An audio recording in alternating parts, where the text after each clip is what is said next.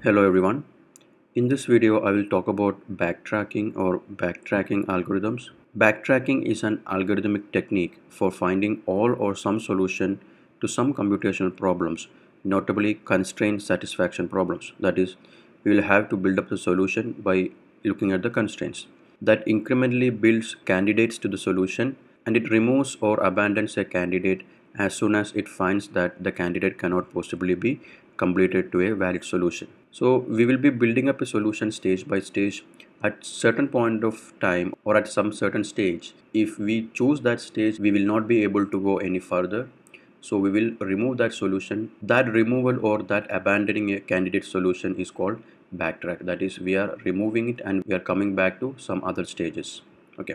So backtracking is an important tool for solving constraint satisfaction problems such as crosswords, Sudoku, and many other puzzles. Okay. Whenever you solve a crossword, you will be filling up the words depending on the hints given horizontally or vertically. But later in the process, when some other hints are given, you will not be able to proceed the crossword with the previously guessed word. Okay. In that situation, we will have to remove the word that we have guessed before and we will have to come up with the new word.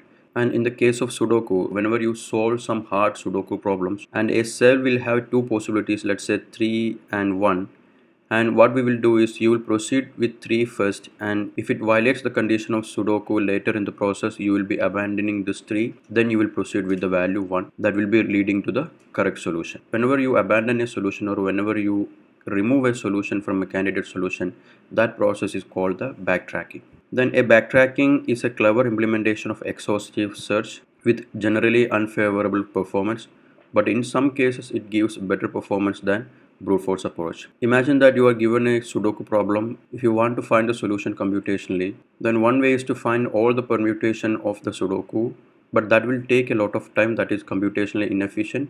So that is the meaning of exhaustive search or brute force approach. But if you give certain inputs, just like in the case of guessing some values, then that will be reducing down the number of permutation that we have to try. So that will be more efficient than trying all the possible solutions or going for a brute force approach. And one example which utilizes backtracking is the Turnpike reconstruction problem. Okay. Now we will look into the Turnpike reconstruction problem. So the Turnpike reconstruction problem is the construction of a set of points from a given set of distances. Let's say I have 3 points, and this is at a distance on the x-axis at x equal to 0. I'm calling it as x1, and x2 is 3 and x3 is 5. Okay, and this is on a straight line. So if you are given certain points like this, you can easily generate the distances between them. Okay, so the distance between x1 and x2 will be 3, the distance between x1 and x3 will be 5, and the distance between x2 and x3 is 2. I am taking the absolute value. So once a set of points along a straight line are given, you can easily generate the distances.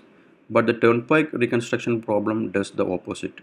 That means you will be given a set of distances, then you have to reconstruct where the points corresponding to those distances can be laid on a straight line. And one useful equation for solving this problem is, if you are given a number of distances, let's say d, I'm calling it as modulus d or number of distances, it is given by n into n minus 1 divided by 2. Okay, that means if you have n points along the straight line, then you will have d numbers of distances. Let's say if you put the value of n equal to 3 in this equation, that means it will be 3 into 3 minus 1 will be 2 by 2, which means that you are getting the number 3. If the value of n is equal to 3, then the value of d is equal to 3. That means if you have 3 points, then there will be 3 different distances in the distance set. Similarly, if you have 4 different points, then the number of distances will be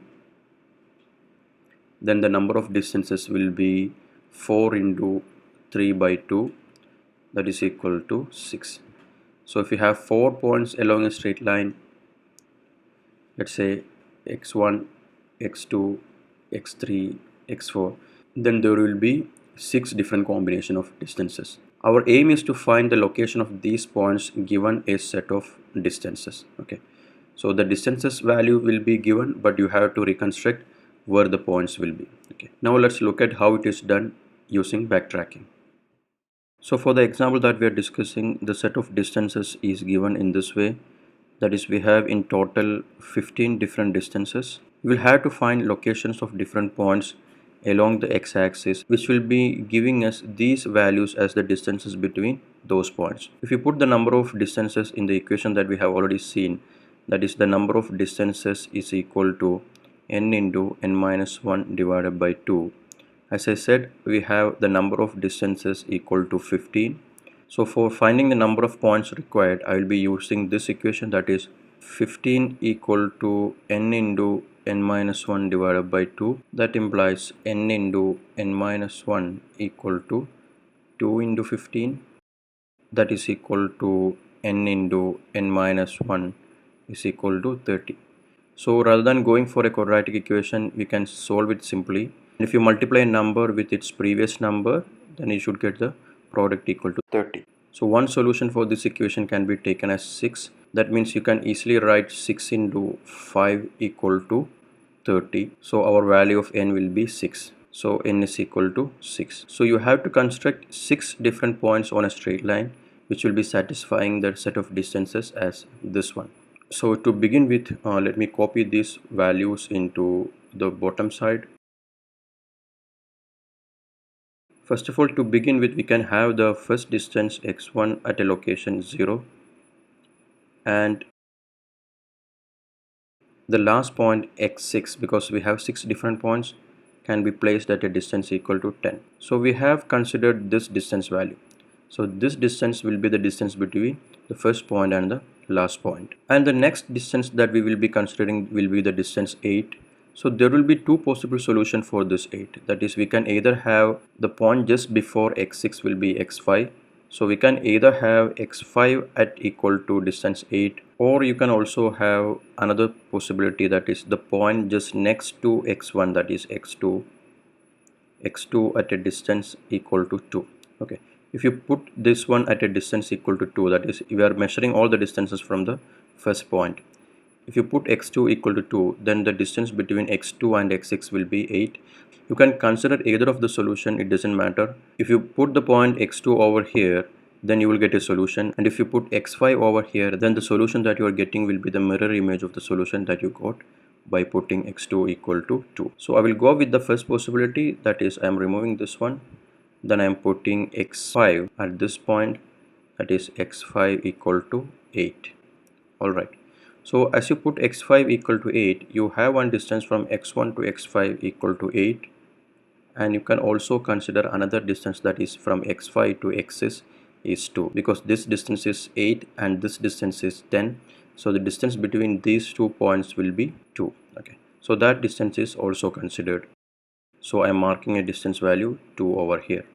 Okay, now the largest distance that we can consider is the distance 7. In order to get the distance value equal to 7, you can either have the point just before x5, that is x4 equal to 7. So you will get a distance from x1 to x4 equal to 7. So this can be considered, or you can also consider a distance x2 equal to 3. That is also one possibility. If you put x2 equal to 3, then the distance between x2 and x6 will be 7. Okay, so you can choose either of them. So first of all, I will use a tree diagram which will help us to track the possibilities that we are examining. So first, to begin with, we have two possibilities, that is, we started with x1 equal to 0 and x is equal to 10. Okay, so this is the point where we started all the process. Then we can fix x5 at 8, okay, without any problem. That is another candidate to the solution. Now we had two different possibilities, that is, we can either have x4 equal to 7 or x2 equal to 3. Okay, so I will first examine this one. If it doesn't work out, I will come back to this one. Okay, so we will proceed with x4 equal to 7. So let me remove this one, and I am marking x4 equal to 7. As and when you fix the value of x4, you have to measure the distance from x4 to all other points. So the distance from x1 to x4 is 7. So you have considered the distance 7. And the distance from x4 to x5 is 1. So you have considered this one also. And the distance from x4 to x6 is 3. So you have considered 1, 3 value also. Next, the largest distance is 6, so you have two different options again. You can either fix x3 equal to 6 or you can fix x2 equal to 4. Okay, so that is two different possibilities. You can either fix x3 equal to 6 or x2 equal to 4. Okay, so first I will choose x3 equal to 6, and if it works out we will proceed, otherwise we will backtrack to this point. So let's say I am first trying out the first possibility, that is x3 equal to 6. So let me draw here x3 equal to 6. So when you put x3 equal to 6, you have the distance to x3 from x1 equal to 6.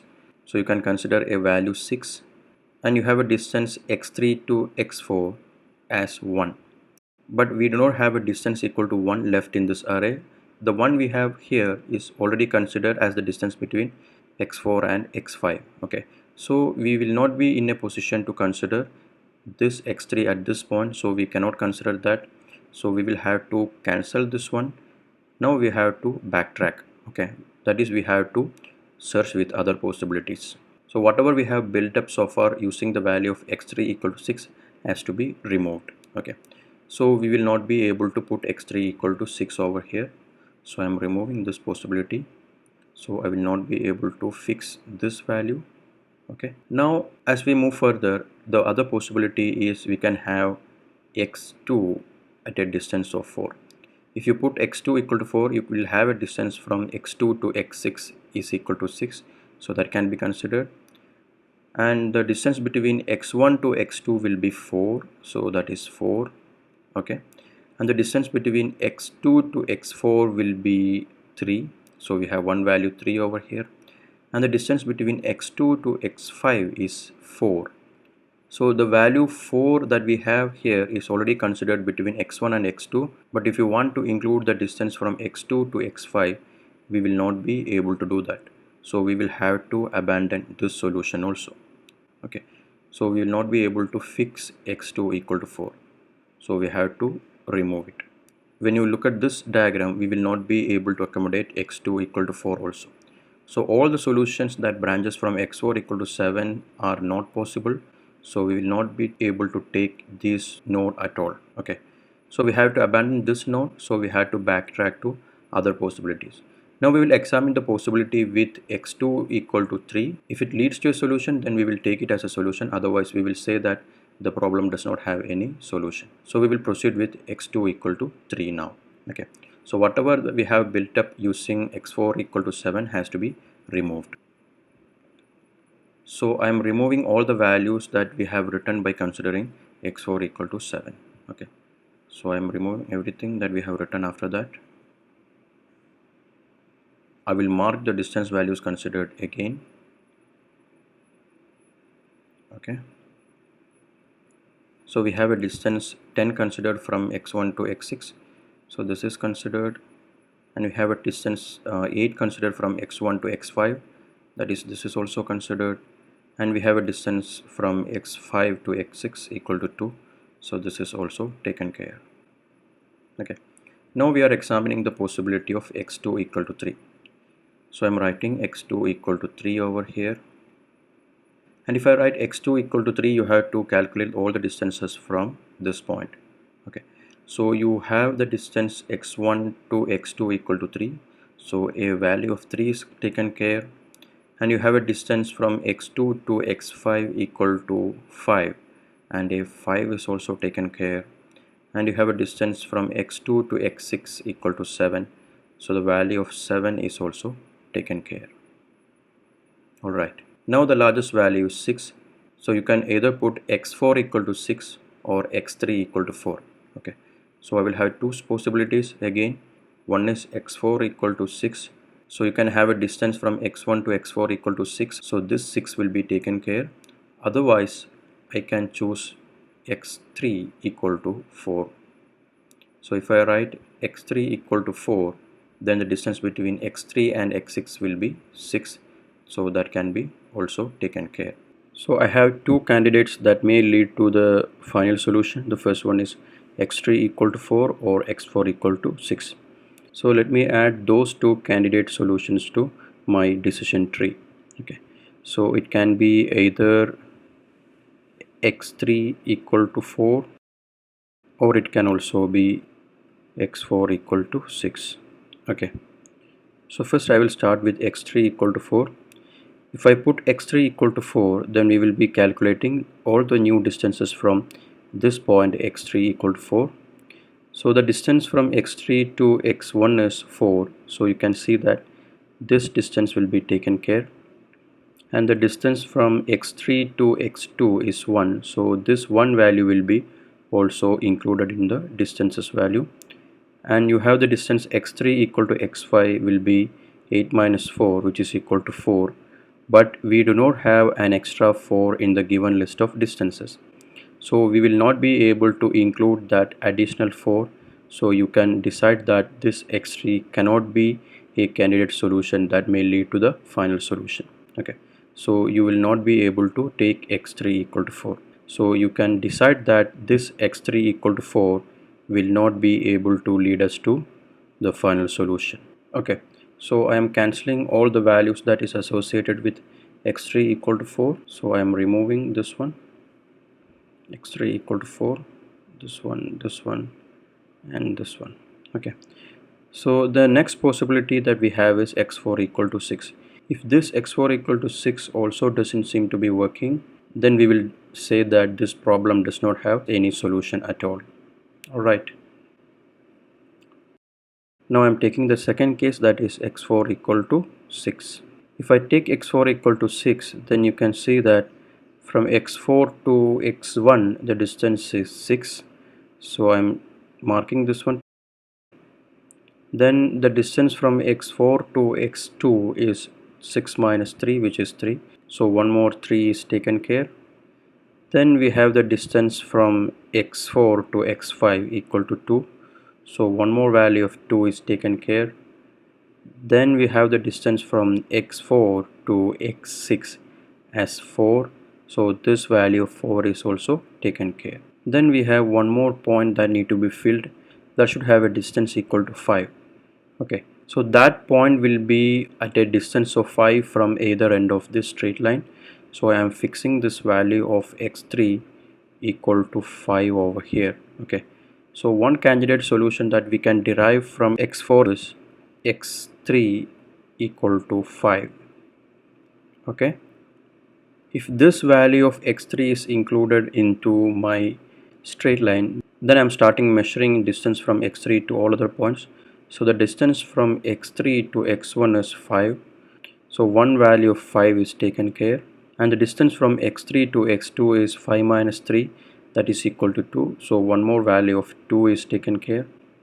Then the distance from x3 to x4 will be 6 minus 4, which is equal to 1, so the case of this one is also taken care.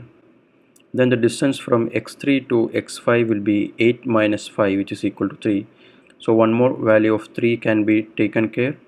Then the value of distance from x3 to x6 is 10 minus 5, which is equal to 5. Okay, so you can see that in this arrangement we have taken care of all the values that is given in the distance set. Okay, alright, so we solved this problem using the concept of backtracking. So I will explain how the backtracking has actually happened. We started solving our problem by initially assigning x1 equal to 0 and x6 equal to 10. Then we found that there should be a point at a distance of 8, so we gave a name with x5. Then to get the distance of 7, we could have x4 equal to 7 or x2 equal to 3. So we started examining x4 equal to 7. So if you fix a point at x4 equal to 7, then there are two different options to have a distance of 6. You can either have a point x3 equal to 6, or you can have a point x2 equal to 4. First we examined the possibility of a point at x3 equal to 6, so we found that that is not feasible, so we cancelled this one, so that is the process of backtracking. Then we examined this candidate solution, so we saw that that is also not possible, so we backtracked again. All the possibilities that is originating from x4 equal to 7 is not feasible at all, so this cannot be a point that would lead us to the final solution, so we cancelled this one. So again we backtracked, and then we examined the possibility of x2 equal to 3, So when we fix x2 equal to 3, in order to get a distance of 6, there should be two different possibilities. The first one is x3 equal to 4 and x4 equal to 6. Then we examine the possibility of x3 equal to 4. When we put the value of x3 equal to 4, we will have two distances with value 4. So we saw that this option will not lead us to the correct solution. So again we backtracked, or we cancelled and come back to the previous point. Then we took the case of x4 equal to 6. When you took the case of x4 equal to 6, you saw that it may lead to the correct solution. Then we finally assigned x3 equal to 5. Then you saw that all the distances given in the set can be accommodated if you fix a point x3 at a distance of 5 from the first point. Okay. So this is how an algorithm which uses the idea of backtracking actually works. Okay. So we will have different candidate solutions that may possibly lead us to the correct solution. So we will examine those possibilities. If it doesn't work out, we backtrack to the other option, and finally it may or may not lead us to the correct solution. So in this case, it is leading us to a correct solution. So we can find the correct answer to solve the Turnpike reconstruction problem. Okay. I hope it is clear. Thank you very much.